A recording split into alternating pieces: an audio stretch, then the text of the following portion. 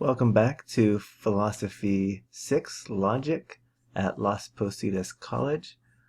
I want to spend a little bit of time here going over one of these questions as a sample question from Hurley Logic textbook, Mindtap Assignments 6.2 from the Hurley textbook and from the Mindtap resources.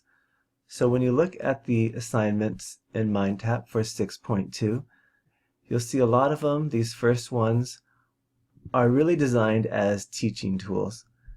They also do have questions that you'll be asked to complete, but things are being explained to you along the way. It gets a little bit more difficult as you get into these truth function problems, so let's give one of the more difficult ones here a try.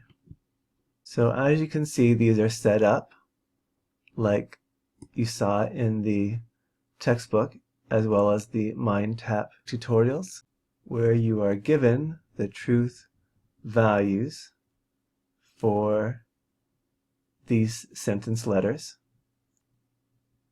Some of them are true, some of them are false.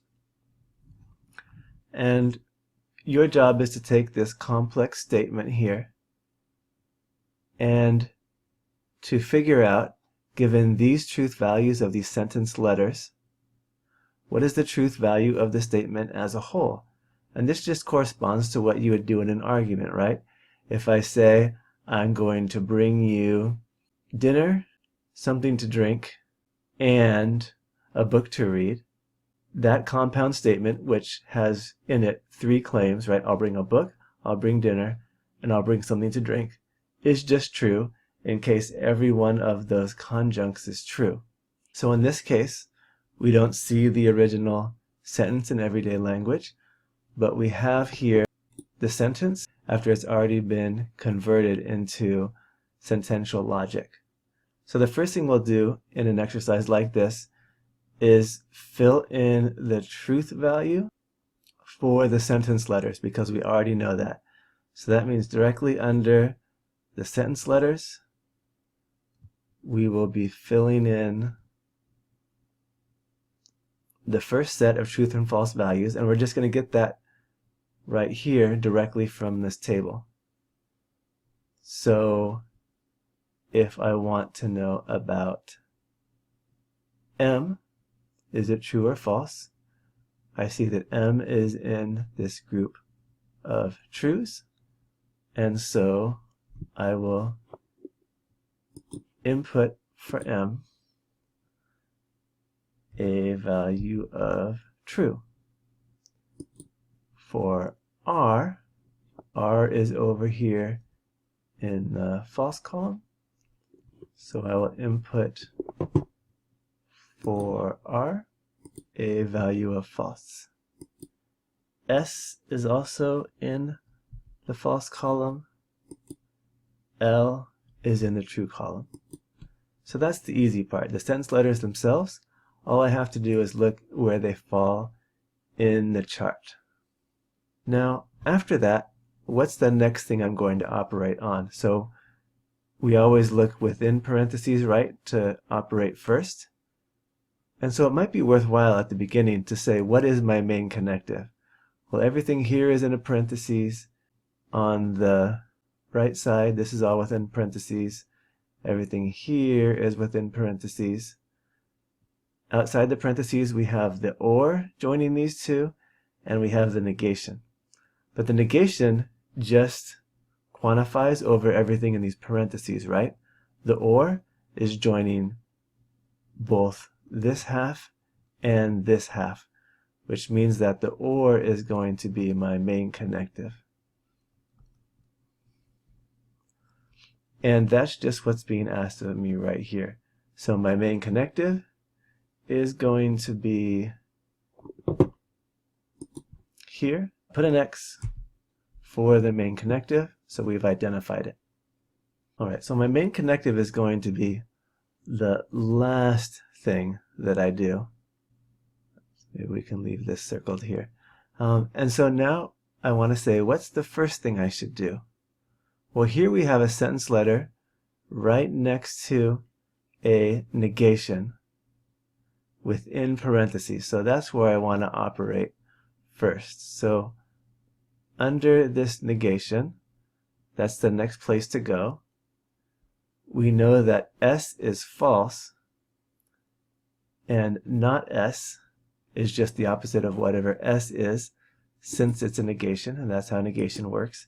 Just changes the truth value of whatever you're operating with.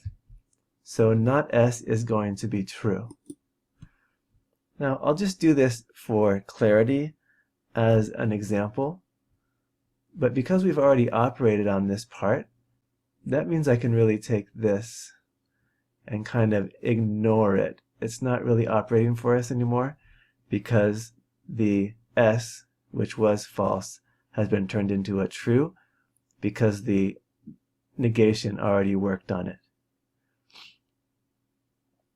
Now what about within these parentheses? Now you can see I have here two sets of parentheses, right here and right here, that are both operating at the same level, meaning they're both conjoined by this or. So I could start with either one of these for my operations. Let's start with the left just for consistency. Doesn't really matter logically. So if M then R, or if you have a construction that goes from if T then F, remember that's the only condition under which an if then statement is false. And so that means this is going to be false. We can put the F in there. That also means that this entire construction here has been reduced down to false. So false is the designation of this complex statement as a whole. Now, what about over here? We have the not S represented here and the L. So if true, then true. Well, an if then with an antecedent that's true and a consequent that's true means that the statement as a whole is going to be true. And once again, if we want to, just for clarity, we can go in and cross these out, just so remember that this entire statement as a whole within these parentheses, this complex statement, is going to reduce down to true. Now, what should we do next? Well, next we have this entire statement is being negated. Remember, this is our main connective, the or. So that'll be the last one we operate on. But we have this entire statement being negated. We've crossed these out for clarity to show that this entire statement within the parentheses reduced down to a true. So a negation operating on a true is going to give us a false. So this is false. And if we wanted to, just for clarity, we can show that this doesn't really matter to us anymore. Now we're looking at this entire statement as being false. And now we're down to our main connective. So all we really have left now is this or. So we have here false or false. And we know that when we have an or with two false statements, the result is going to be a false statement.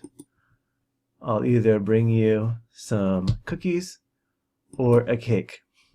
If I bring you cookies, or I bring you a cake, or I bring you both, I told the truth.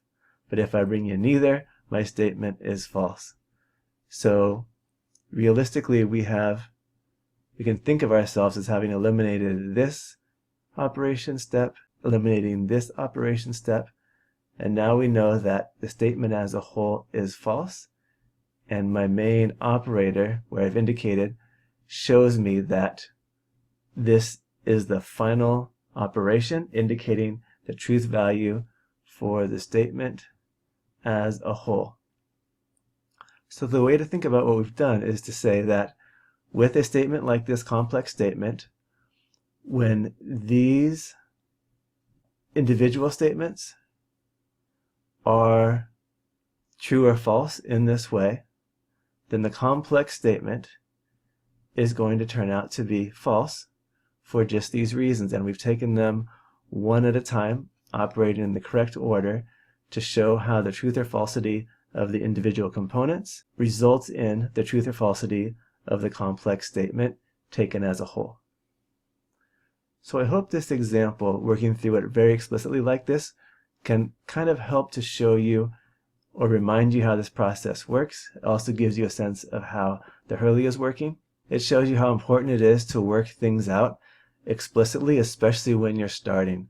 So I'd really recommend that you start with pencil and paper and you just write out the entire complex statement here, and then start working with it on paper so that you can cross things out and think it through. Once you get fluid with them, you won't have to go through those processes anymore, but starting out that way is really going to help you understand what you're doing and keep you from making some mistakes. Pencil and paper is good for that. You can also do it on the computer, on OneNote or something like that. If you like the idea of writing directly on your screen, I recently started using this freeware called Epic Pen. It doesn't have a ton of different functions. This is the ribbon for it right here. It doesn't have a ton of different functions, but it does allow you to write over any program that you have up on your screen, which means I can write directly on top of a web browser or something like that.